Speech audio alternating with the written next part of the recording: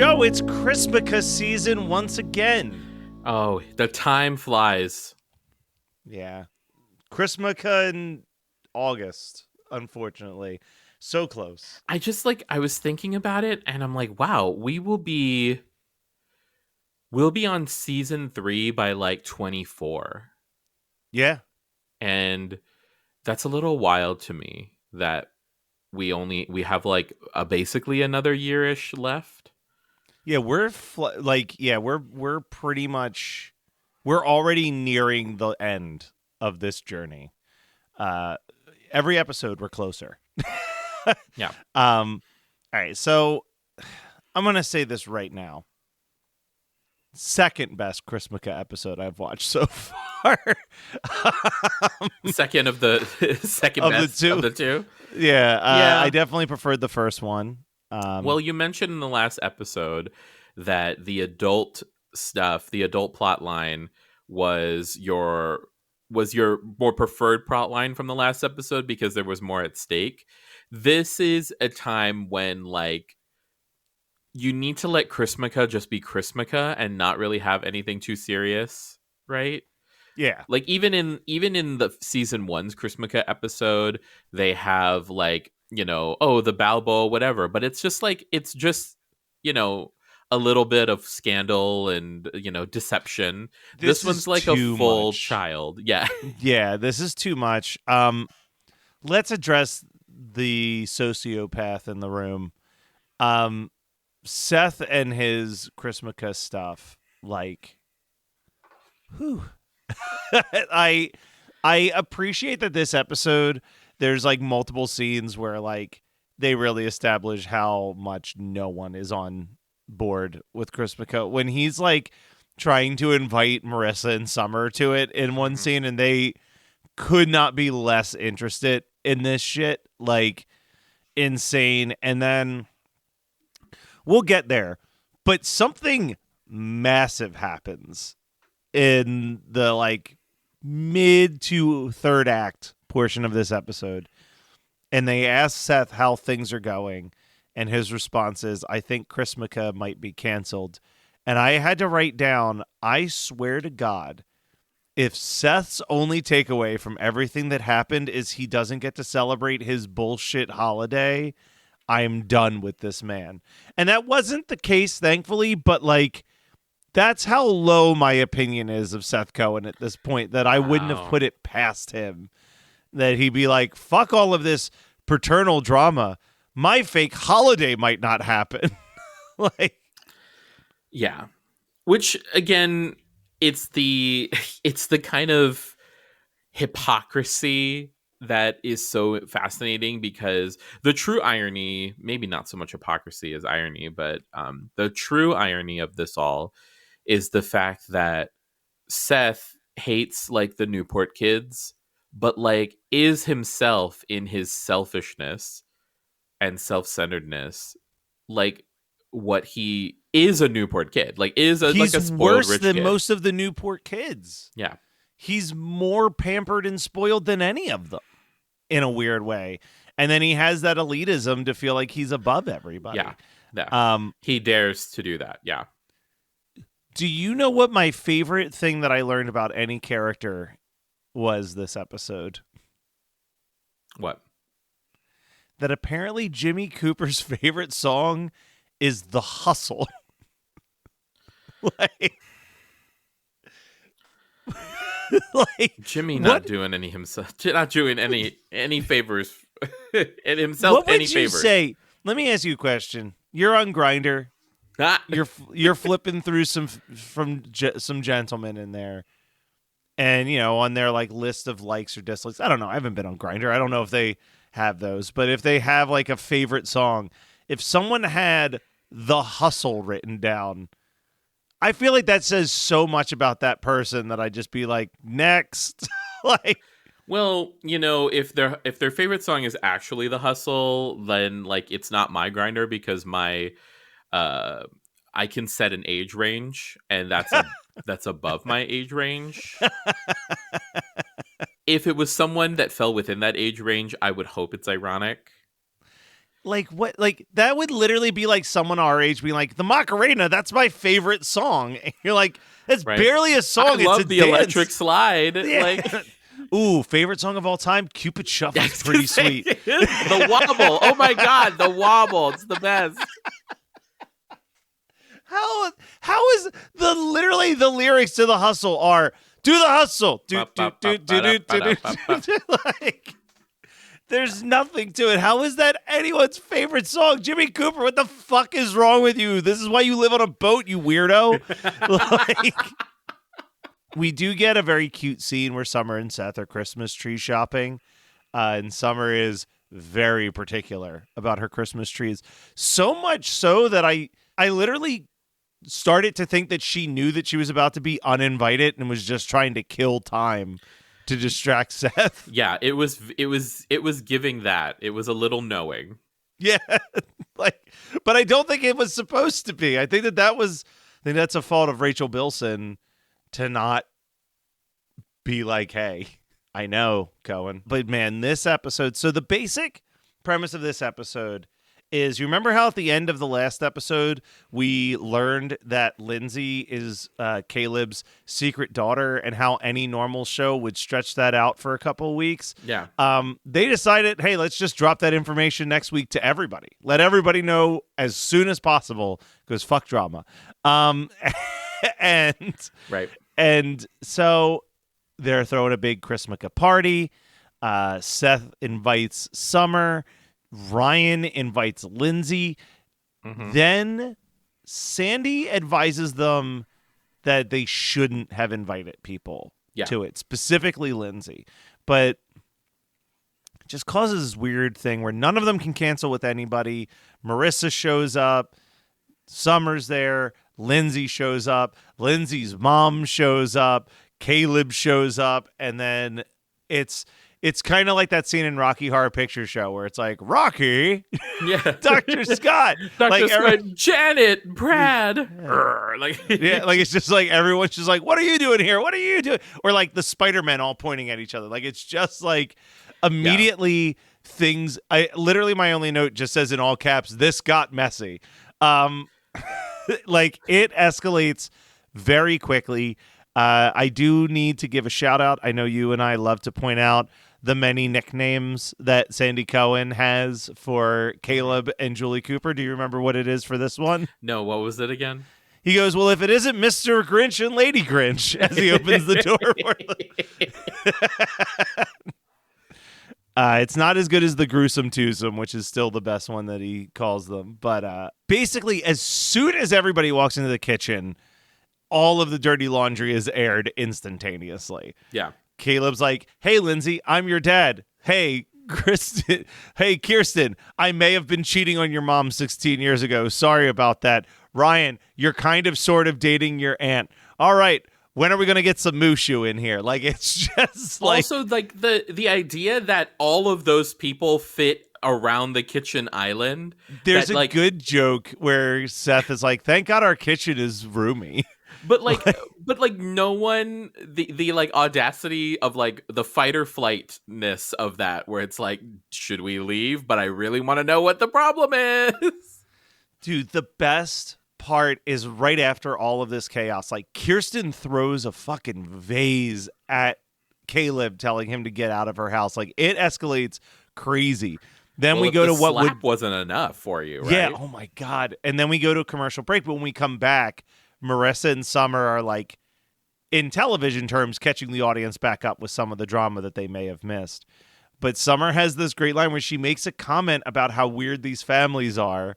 And Marissa points out, hey, I'm like sort of tied to these families. Mm-hmm. And Summer says the most beautiful line, which goes, that's right. I'm sorry. All of this is so confusing. And I'm like, God, isn't it? Like, we need like a flow chart. We need just like one of those hear what you missed on Glee, like really rapid connections. Which, oh my God, hold on a second. This just dawned on me. Ryan Atwood is struggling in this episode and the next episode, is struggling with the idea of how can I possibly date Lindsay? She's basically my aunt because her illegitimate father is Caleb. But like Caleb is married to Marissa's mom. So, like, that exact same situation is already there. Like Marissa's like his step aunt. Yeah. Like, if the logic holds right for him that he's like connected. But see, that's the other thing is that like he's not got no relation to any of these people. Yeah, he has no blood relation. He could fuck Kirsten. Like he could be up here. He could be up there. You know, Raw Dog Ryan, Kirsten, Kiki, and the way that Kirsten looks at him sometimes, he's the only one that can get her to come out of the closet. Yeah. We're making an ad. Napping ads. I hear that Gary Sinise is free. Oh, okay, great. He hasn't worked since 2020. So, what would be the script that we would have Gary Sinise say for the Napping Through Happy Hour podcast? Listen to this damn show. Damn it. The Napping Through Happy Hour podcast brought to you by Geekscape. Real life, real drama, real time.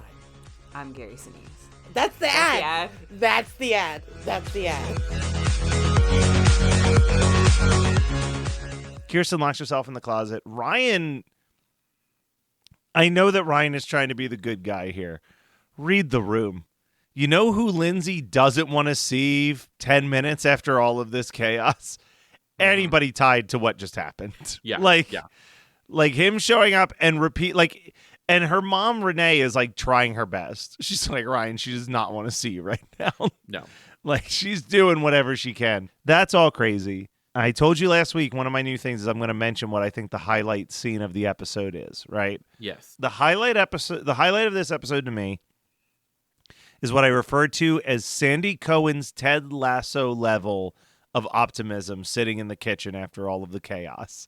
When he's having the heart-to-heart with Ryan, and he's just like, look, my wife's locked in a closet. She's not talking to me. Everything's going crazy, but hey, more Mushu for me.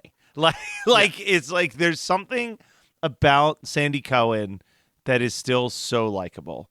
The reverse of that is the note that I wrote that says, "Dear God, Marissa sucks. I really wish her character would randomly be killed off in the next 50 episodes or something." Oh, Matt. Yeah, no, Marissa's ability, and that was written from there's this very weird diner scene where it's just our four teens sitting in a diner barely talking about the Lindsay of it all. Yeah. And instead talking about how they've got to save Christmukkah, specifically on the Summer and Marissa side of the table, which is weird. So the two of them have planned out this great way that they can save the Christmukkah holiday for everybody. And at one point they go on Jimmy's boat because they need an extension cord and a generator for what they want to do. Mm-hmm. And Marissa's just a total bitch about the idea that Jimmy could even consider being friends with her mom. And that was when I was just like, I just can't deal with this much teenage angst that this girl is just exuding out of her. The craziest part to me is when everything comes together from Seth having a heart-to-heart with the aunt that's the same age as him on the beach and giving her a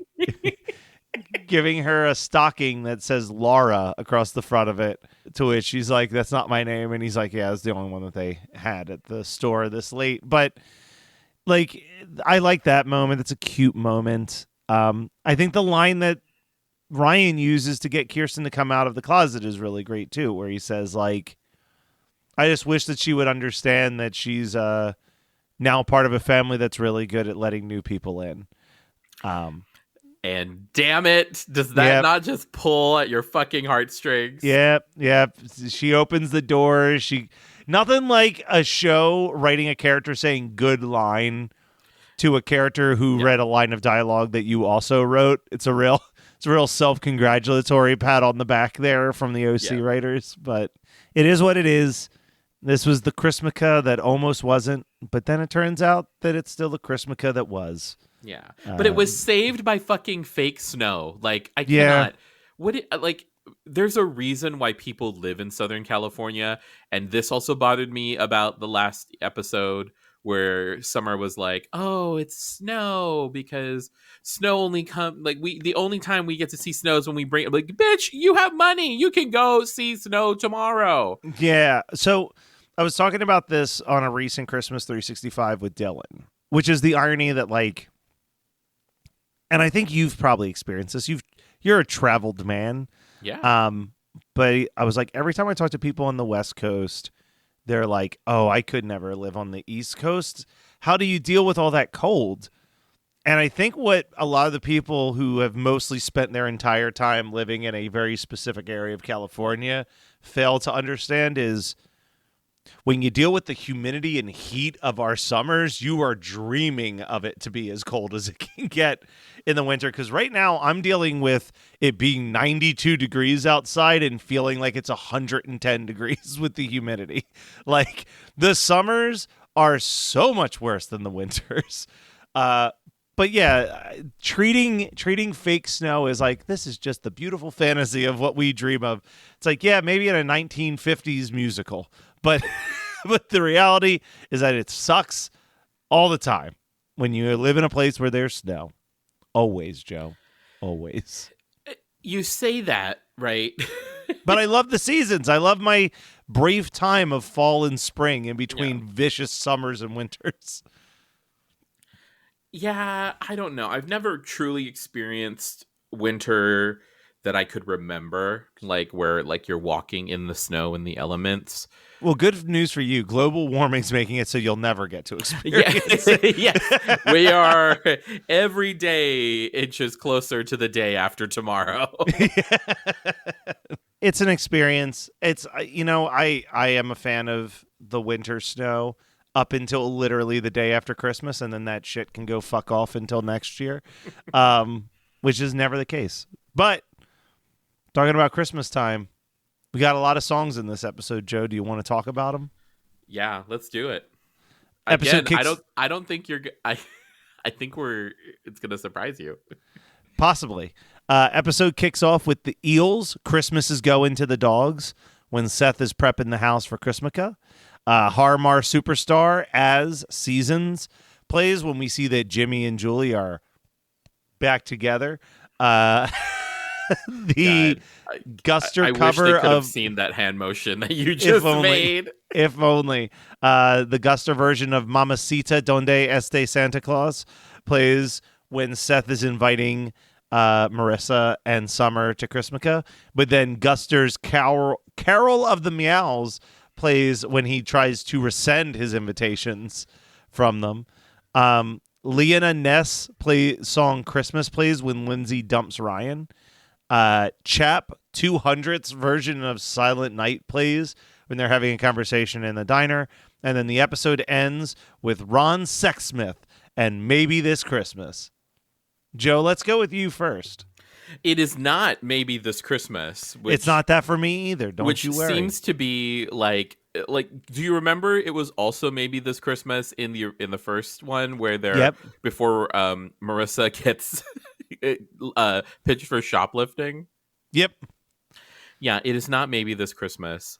But for me, it's Carol of the Meows. I figured it had to be. Why wouldn't it be Carol of the Meows? It's very predominant in the episode and very strange from Guster, who I consider a fairly serious band, to do this weird meowing version of the Carol of the Bells. Well, it's so funny that you mentioned, like you said it was Guster, because I was like, I really find that hard to believe, but it's also like, it's just, it adds to the humor. Once you figure out what the song is, and like the soundtrack, it highlights it adds to the humor of the two of them trying to like gently like let these girls down that they're not gonna come, and then almost immediately backing out.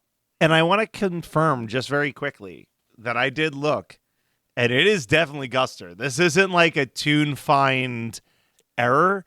If you go on Guster's discography and click to singles, at the very bottom is like additional singles, and sure enough, 2004 they released 2 Christmas songs. Their cover of Mamacita Donde Este Santa Claus and the Carol of the Meows. I'm baffled by this, Joe. Baffled. But that was not my pick for the song of the episode. Like I said, if I hear a song that shows up that I already know, that immediately wins points for me. And I am not a fan of Jim Carrey's The Grinch, but I am a fan of the soundtrack for Jim Carrey's The Grinch. And one of the best songs on that soundtrack is the Eels performing Christmas is Going to the Dogs. It's one of my Christmas mainstays when December rolls around. So nice. I had to make that my song of the episode. Joe, I'm going to go first, though, on this pop culture promo portion of the show. Tell me. Peacock had an original show from Ryan Johnson in assistance with Natasha Lyonne called Poker Face, and I fucking loved it. Have you watched Poker Face? No, but you're like the second person to tell me that it's amazing. So here's the thing I like about Poker Face, right? The setup is that Natasha Lyonne's character can always tell if someone's lying, no matter what. If you try to lie to her, she's going to know. She just has this innate ability to read people. And in the first episode, she causes some issues at the casino that she worked at. She was essentially hired at the casino to help them like catch when someone's counting cards or cheating or whatever. But then she gets caught up in a murder mystery and is now on the run from the casino, the mob that owns the casino. So the rest of the show from that point on is like murder of the week mysteries while she's just finding odd jobs around the United States while trying to hide from the mob. And what I love about the show is that, let's say it's a 45-minute long episode. Sure. The first 20 minutes of the episode, there is no Natasha Lyonne. You literally watch the motive. You physically see who commits the murder. You know who did it. You know the reasons why. You know how they did the murder. Okay. Then it rewinds to the beginning of the episode, and you now find out what odd job Natasha Lyonne is working that's kept her in the vicinity of that area while all of this is happening. So you're seeing it from her perspective, and now she's asking questions to people to try to figure out how the murder that you as the audience already know the answer to. So you're like, it's not that you're trying to solve it along with her. You're just trying to hope she asks the right questions of the right people to get to the conclusion that you already know. It's such a weird subversion of like your cliche murder of the week TV show. Nice. It's fascinating. It shouldn't work. Every element of the show should not work, and yet it works beautifully. It's great. It definitely fits in with Ryan Johnson's like Knives Out type stuff. Like it's in that same vein. That's awesome. It sounds like something that I need to download because I have I'm going back to Guam for get for that queued up for the flights and whatnot because they're easy so digestible flight shows for sure. How about you? What promos what pop culture promo do you want to throw out there in the world? So Matt, I'm gonna bring up another one because one that I've already done because the movie's coming out. So. Ooh. So as of recording this, the trailer, the official trailer just dropped for the film adaptation of Red, White, and Royal Blue. Yes, you talked about this very recently, actually. Yes, very exciting. And as of when this episode airs, when this episode of our podcast airs, the movie will be out. Okay. And I could not be more excited that it is coming out because holy shit, the trailer just looks so delightful and it had so many cool moments from the book that I vividly remember. I know they're changing up a couple things, especially like the casting. Like one really big casting choice is really interesting. But again, it is going to be amazing. And I can't wait. And it's going to be horny as fuck. Like, it's going to be... I mean, that's the biggest thing for you. That's It needs to be. Like, the book is so horny. Like, it needs to be horny. We need to stop being afraid of horny in these United Let States. the gays be horny on the screen. The straights have got to, like, oh god, this just drives me nuts when, like, sorry, not to get all real on your ass, but like it drives me nuts when like these fucking right-wing conservative trolls are like, oh, they're flaunting this, they're trying to indoctrinate the children, and I'm like, bitch, you are like indoctrinating them in the same way. Yeah, 100%. It's chaos. Joe, speaking about getting a little bit political, we haven't done this in a hot minute, but this isn't the only podcast that both of us do. No. How about we talk about where people, if they want to hear your queerness flag fly even more, you got a great podcast for that. Yes. So for those who don't know, I have another podcast. It's called Fright School. It is a podcast where we talk about horror from a newbie lens. Where I mean, I don't know how well this works right now because we've been doing it for almost 7 years, and I am definitely not a newbie anymore, even though there's so much I still haven't seen. But we talk about the cultural, social, psychological aspects of different movies. We talk a lot about queerness and horror. We're not officially a queer horror podcast, but we're not officially a queer horror podcast either. It walks a fine line. Yeah, we walk. Yeah, we're not like changing over anything anytime soon. But for someone who didn't grow up with horror, and someone who did, who my co-host Joshua. So check it out if you want controversial opinions about James Cameron's The Abyss. I got it for you. If you want to hear us gay up all your favorite movies from the original Universal monsters, we have that. So Fright School, proudly on the Geekscape network. All right, well, I think it's time for us to wrap it up on these white boy problems, these white people problems specifically. You're not even going to talk about the myriad of podcasts that you have, Matt? It's too many. It's too much work. At Saint Mort on any social media, I'm posting about them all the time.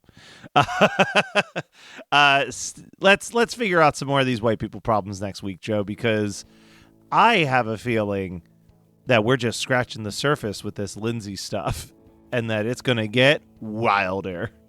Yeah, here we go.